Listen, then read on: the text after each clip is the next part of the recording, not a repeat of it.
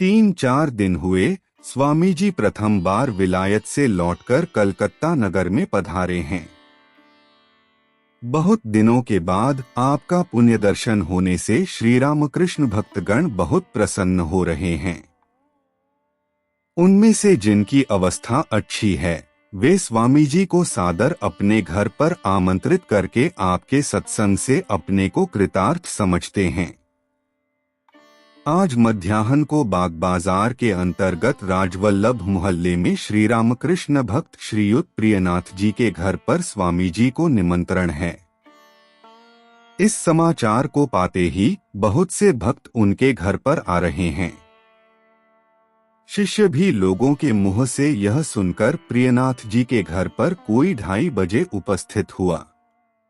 स्वामी जी के साथ शिष्य का अभी तक कुछ परिचय नहीं है। शिष्य को अपने जीवन में यह प्रथम बार स्वामी जी का दर्शन लाभ हुआ है।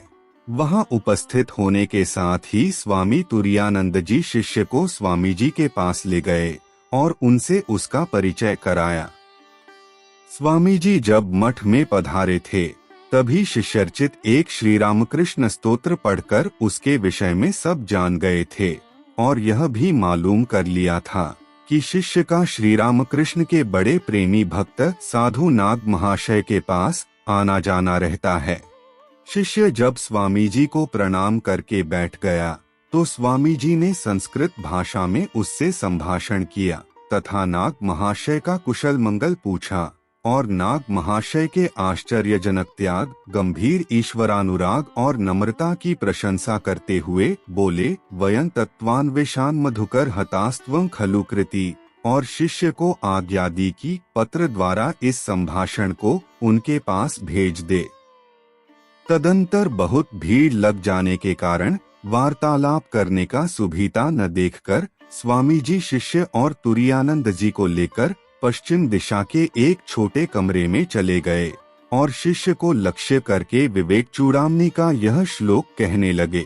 माँ भैष्ट विद्वंस्तव नास्त्यपायः संसार सिंधोस्तरणस्त्युपाय येन व्याता यत्योस्य पारं तमेव मार्गं तव निर्दिशामि। हे विद्वन, डरो मत, तुम्हारा नाश नहीं है, संसार सागर के पार उतरने का उपाय है। जिस उपाय के आश्रय से यति लोग संसार सागर के पार उतरे हैं उसी श्रेष्ठ मार्ग को मैं तुम्हें दिखाता हूँ। ऐसा कहकर शिष्य को श्री शंकराचार्य कृत विवेक चूड़ामणि ग्रंथ पढ़ने का आदेश दिया। शिष्य इन बातों को सुनकर चिंता करने लगा, क्या स्वामी जी मुझे मंत्र दीक्षा लेने के लिए संकेत कर रहे हैं। उस समय शिष्य वेदांतवादी और बाह्य आचारों को बहुत ही महत्व देने वाला था। गुरु से मंत्र लेने की जो प्रथा है उस पर उसका कुछ विश्वास नहीं था और वर्णाश्रम धर्म का वह एकांत अनुयायी तथा पक्षपाती था। फिर नाना प्रकार का प्रसंग चल पड़ा। इतने में किसी ने आकर समाचार दिया कि मिरर नामक दैनिक पत्र के संपादक श्रीयुत नरेंद्रनाथ सेन स्वामी जी के दर्शन के लिए आए हैं। स्वामी जी ने संवादवाहक को आज्ञा दी, उन्हें यहाँ लिवा आओ। नरेंद्र बाबू ने छोटे कमरे में आकर आसन ग्रहण किया और वे अमेरिका इंग्लैंड के विषय में स्वामी जी से नाना प्रकार के प्रश्न करने लगे। प्रश्नों के उत्तर में स्वामी जी ने कहा कि अमेरिका के लोग जैसे सहृदय, उदारचित्त, अतिथि सेवा तत्पर और नवीन भाव ग्रहण करने में उत्सुक हैं, वैसे जगत में और कोई नहीं है। अमेरिका में जो कुछ कार्य हुआ है वह मेरी शक्ति से नहीं हुआ, वरन इतने सहृदय होने के कारण ही अमेरिका निवासी इस वेदांत भाव को ग्रहण करने में समर्थ हुए हैं। इंग्लैंड के विषय में स्वामी जी ने कहा कि अंग्रेज जाति की तरह प्राचीन रीति नीति की पक्षपाती, कॉन्सर्वेटिव और कोई जाति संसार में नहीं है। पहले तो ये लोग किसी नए भाव को सहज में ग्रहण करना नहीं चाहते, परंतु यदि अध्यवसाय के साथ कोई भाव उनको एक बार समझा दिया जाए तो फिर उसे कभी भी नहीं छोड़ते। ऐसी दृढ़ प्रतिज्ञता, किसी दूसरी जाति में नहीं पाई जाती। इसी कारण अंग्रेज जाति ने सभ्यता और शक्ति के संचय में पृथ्वी पर सबसे ऊंचा पद प्राप्त किया है। फिर यह कहकर कि यदि कोई सुयोग्य प्रचारक मिले तो अमेरिका की अपेक्षा इंग्लैंड में ही वेदांत कार्य के विशेष स्थायी होने की अधिक संभावना है, और कहा, मैं केवल कार्य की नींव डालकर आया हूँ। मेरे बाद के प्रचारक उसी मार्ग पर चलकर भविष्य में बहुत बड़ा काम कर सकेंगे। नरेंद्र बाबू ने पूछा, इस प्रकार धर्म प्रचार करने से भविष्य में हम लोगों को क्या लाभ है? स्वामी जी ने कहा, हमारे देश में जो कुछ है सो वेदांत धर्म ही है। पाश्चात्य सभ्यता के साथ तुलना करने से यह कहना ही पड़ता है कि हमारी सभ्यता उसके पासन भर भी नहीं है, परंतु धर्म के क्षेत्र में यह सार्वभौमिक वेदांतवाद ही नाना प्रकार के मतावलंबियों को समान अधिकार दे रहा है। इसके प्रचार से पाश्चात्य सभ्य संसार को विदित होगा कि किसी समय में भारतवर्ष में कैसे आश्चर्यजनक धर्म भाव का स्फुरण हुआ था, और वह अब तक वर्तमान है। पाश्चात्य जातियों में इस मत की चर्चा होने से उनकी हम पर श्रद्धा बढ़ेगी और हमारे प्रति सहानुभूति प्रकट होगी, बहुत सी अब तक हो भी चुकी है।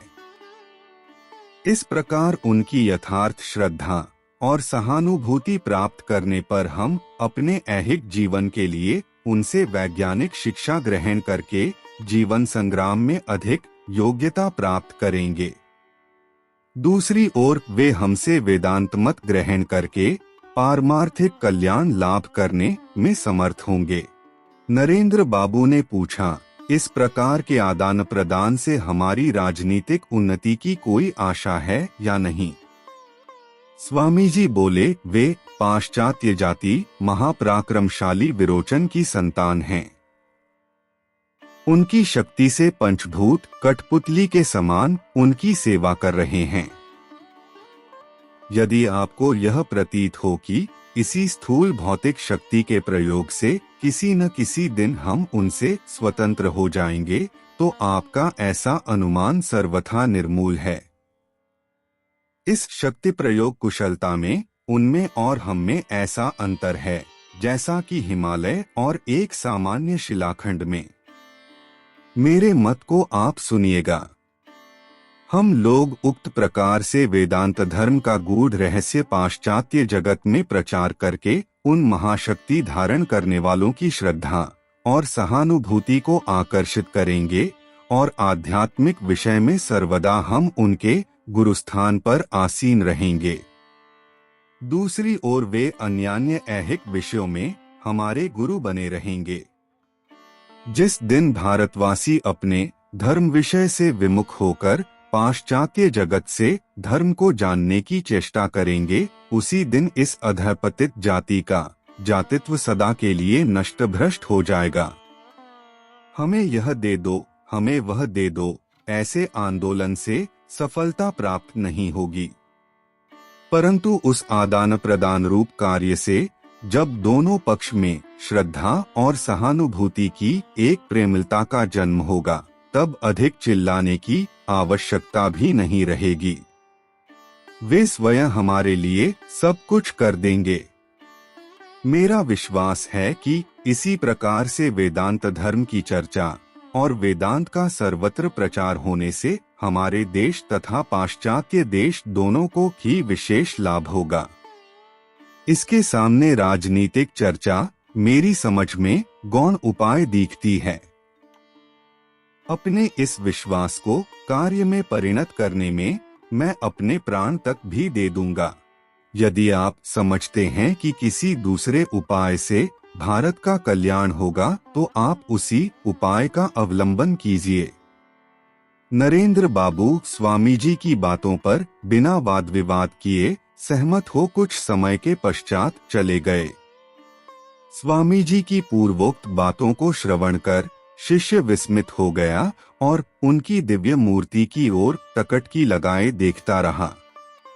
नरेंद्र बाबू के चले जाने के पश्चात गोरक्षण सभा के एक उद्योगी प्रचारक स्वामी जी के दर्शन के लिए साधु सन्यासियों का सा वेश धारण किए हुए आए। उनके मस्तक पर गेरुए रंग की एक पगड़ी थी। देखते ही जान पड़ता था कि वे हिंदुस्तानी हैं।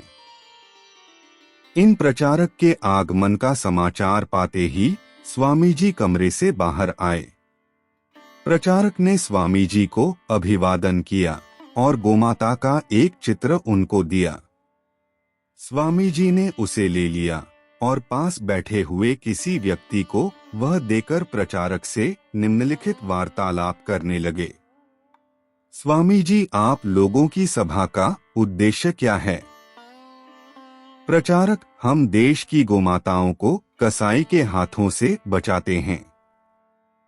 स्थान स्थान पर गौशालाएं स्थापित की गई हैं, जहां रोगग्रस्त, दुर्बल और कसाईयों से मोली हुई गोमाताओं का पालन किया जाता है। स्वामी जी, बड़ी प्रशंसनीय बात है। सभा की आय कैसे होती है?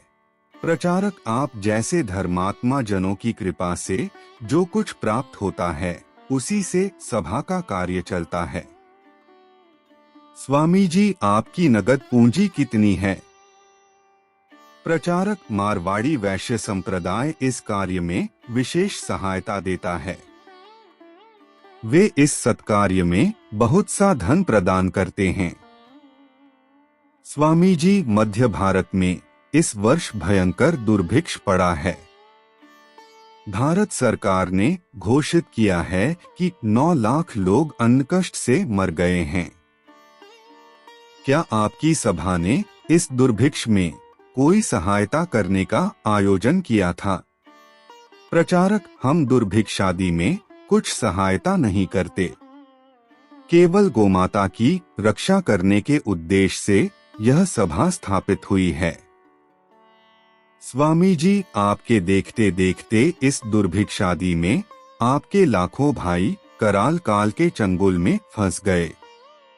आप लोगों के पास बहुत नकद रुपया जमा होते हुए भी क्या उनको एक मुट्ठी अन्न देकर इस भीषण दुर्दिन में उनकी सहायता करना उचित नहीं समझा गया? प्रचारक, नहीं, मनुष्य के कर्मफल अर्थात पापों से वह दुर्भिक्ष पड़ा था। उन्होंने कर्मानुसार फल भोग किया। जैसे कर्म है वैसा ही फल हुआ है। प्रचारक की बात सुनते ही स्वामी जी के क्रोध की ज्वाला भड़क उठी और ऐसा मालूम होने लगा कि उनके नयन प्रांत से अग्निकण स्फुरित हो रहे हैं। परंतु अपने को संभालकर वे बोले, जो सभा समिति मनुष्यों से सहानुभूति नहीं रखती, अपने भाइयों को बिना अन्न मरते देखकर भी उनकी रक्षा के निमित्त एक मुट्ठी अन्न से सहायता करने को उद्यत नहीं होती तथा पशु पक्षियों के निमित्त हजारों रुपए व्यय कर रही है, उस सभा समिति से मैं लेशमात्र भी सहानुभूति नहीं रखता। उससे मनुष्य समाज का विशेष कुछ उपकार होना असंभव सा जान पड़ता है। अपने कर्मफल से मनुष्य मरते हैं। इस प्रकार सब बातों में कर्मफल का आश्रय लेने से किसी विषय में जगत में कोई भी उद्योग करना व्यर्थ है। यदि यह प्रमाण स्वीकार कर लिया जाए तो पशुरक्षा का काम भी इसी के अंतर्गत आता है। तुम्हारे पक्ष में भी कहा जा सकता है कि गोमाताएं अपने कर्मफल से कसाईयों के पास पहुंचती हैं और मारी जाती हैं। इससे उनकी रक्षा का उद्योग करने का कोई प्रयोजन नहीं है। प्रचारक कुछ लज्जित होकर बोले, हाँ महाराज, आपने जो कहा वह सत्य है, परंतु शास्त्र में लिखा है कि गौ हमारी माता है। स्वामी जी हंसकर बोले, जी हाँ, गौ हमारी माता है, यह मैं भी भली भांति समझता हूँ। यदि यह न होती तो ऐसी कृतकृत्य संतान और दूसरा कौन प्रसव करता। प्रचारक इस विषय पर और कुछ नहीं बोले। शायद स्वामी जी की हंसी प्रचारक की समझ में नहीं आई। आगे स्वामी जी से उन्होंने कहा, इस समिति की ओर से आपके सम्मुख भिक्षा के लिए उपस्थित हुआ हूँ। स्वामी जी, मैं साधु सन्यासी हूँ। रुपया मेरे पास कहाँ है कि मैं आपकी सहायता करूं। परंतु यह भी कहता हूं कि यदि कभी मेरे पास धन आए तो मैं प्रथम उस धन को मनुष्य सेवा में व्यय करूंगा। सबसे पहले मनुष्य की रक्षा आवश्यक है। अन्नदान, धर्मदान, विद्यादान करना पड़ेगा। इन कामों को करके यदि कुछ रुपया बचेगा तो आपकी समिति को कुछ दूंगा। इन बातों को सुनकर प्रचारक स्वामी जी को अभिवादन करके चले गए। तब स्वामी जी हमसे कहने लगे, देखो कैसे अचंभे की बात उन्होंने बतलाई। कहा कि मनुष्य अपने कर्मफल से मरता है, उस पर दया करने से क्या होगा। हमारे देश के पतन का अनुमान इसी बात से किया जा सकता है। तुम्हारे हिंदू धर्म का कर्मवाद कहाँ जाकर पहुंचा। जिस मनुष्य का मनुष्य के लिए जी नहीं दुखता, वह अपने को मनुष्य कैसे कहता है। इन बातों को कहने के साथ ही स्वामी जी का शरीर क्षोभ और दुहक से सनसना उठा।